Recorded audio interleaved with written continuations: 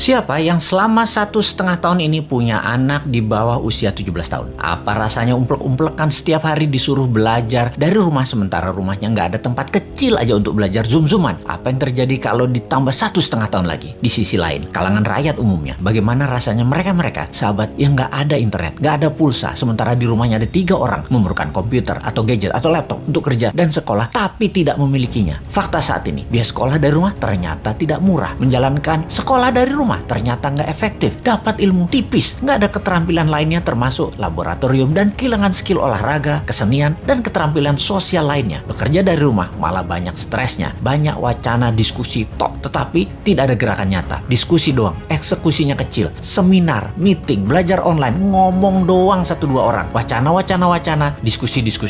Rekening mah minus juga. Saat ini dunia bergeser jauh. Berapa lama kita akan menjadi seperti ini di bawah serangan virus? Jawabannya, kalau gini cara mengelolanya, selamanya, setidaknya sampai tahun 2025. Demikian kata WHO dan World Bank. Waduh, paling cepet 2023 awal deh. Tetap aja lama. Maunya tahun 2021 ini paling lama selesai deh. Vaksin dah tuh 100% orang Indonesia. Pertanyaan lagi, apakah selesai COVID? Ya nggak tahu juga. Menurut Ngana, selesaikah COVID ketika 100% manusia Indonesia sudah divaksin? Jawabannya nggak tahu. Misalnya, manusia setelah divaksin, efeknya tingkat kematian dan fatality-nya menurun. Tetapi tetap bisa kena. Dimana kalau kena ya isolasi mandiri, katakan 10 hari. Setiap hari ada 30.000 orang bergantian bergiliran. Tiap hari ada 30.000. Karena 10 hari di isoman, maka yang dikurung hari itu adalah 300.000 orang per hari yang terkurung gantian sampai 100 juta orang. Gitu ya, 2 tahun itu bisa tercapai? Bisa lebih. Serem amat ya kalau ini terjadi. Untuk mencapai 60% populasi yang benar, ya bisa 2 tahun lagi, mungkin bisa 4 tahun lagi. Kalau hal ini terjadi, maka bukan hanya ekonomi yang ambiar, tetapi keterampilan sosial anak kita, keterampilan lainnya hilang. Bisa terjadi generation gap yang parah, di mana di tahun 2045, 24 tahun lagi, mereka usianya yang sekarang 10-20 tahun itu adalah mereka menjadi tulang punggung angkatan kerja dan usaha. Mereka, bayangkan, tidak punya keterampilan yang mumpuni. Maka angkatan yang usianya 50-70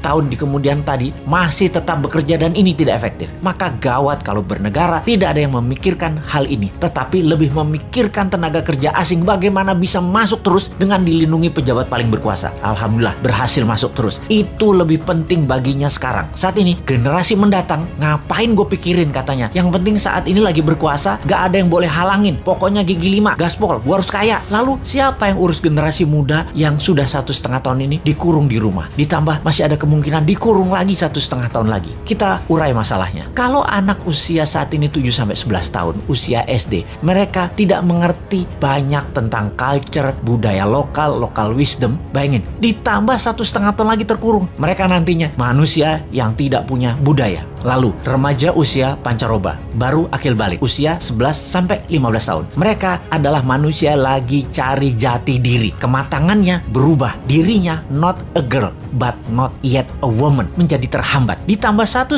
tahun lagi kejiwaan mereka, maka man atau woman tidak paham, tidak akan matang. Sulit menjadikan boy to man. Di usia 16-23 tahun, masa SMA dan kuliah, anak ini adalah masa kreatif dan puncak-puncaknya iseng dan puncak-puncaknya main di usia ini. Kesalahan-kesalahan kecil itu penting untuk modal nanti bersosialisasi di kemudian hari. Tidak banyak mereka bisa lakukan. Mereka masuk generasi yang hilang. Kalau ditambah 1,5 tahun lagi, sekolah mereka tak berketerampilan, tak ada kesempatan di laboratorium, di studio, praktek kerja, keilmuan jalanan atau street smartnya tidak ada. Hampir tidak mungkin membuat mereka berubah from man to gentleman. Ada 40% saat ini dari populasi Indonesia yang usianya saat ini 7-23 tahun. Yang 20 tahun lagi mereka merupakan tulang punggung keluarga, bangsa, negara. Jadi apa mereka ini nantinya? Ada yang mikirin pelindung nikel, mikirin. Yang pasang baliho jualan tahun 2024 itu mikirin. Yang menjabat sekarang mikirin. Kalau bosman, ada tuh bala muda walau kecil, kita berjuang.